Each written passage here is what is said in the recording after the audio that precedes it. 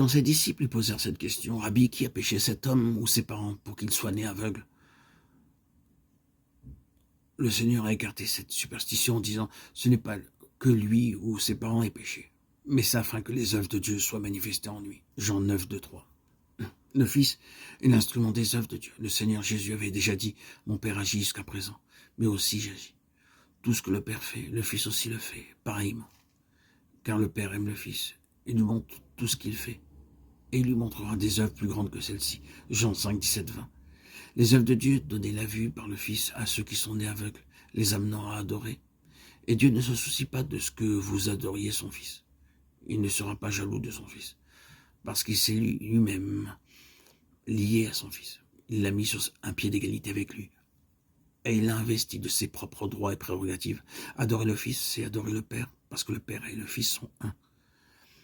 Que Jésus est le Fils de Dieu est prouvé par ceux qui reçoivent la vue spirituelle. C'est la gloire de Christ de pouvoir le faire en amenant, comme nous le disions, à adorer.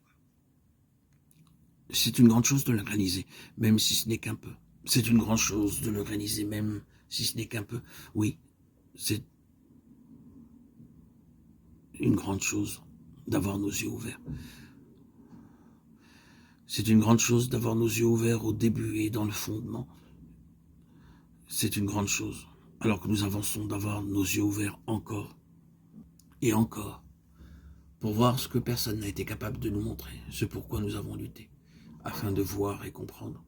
Dieu touche alors souverainement nos yeux spirituels et nous voyons. N'est-ce pas un grand jour quand nous voyons ainsi? Quelques-uns d'entre nous ont senti des fois que quelque chose nous échappait dans un certain passage de la parole de Dieu. Il y a une signification divine, mais nous ne pouvons la comprendre.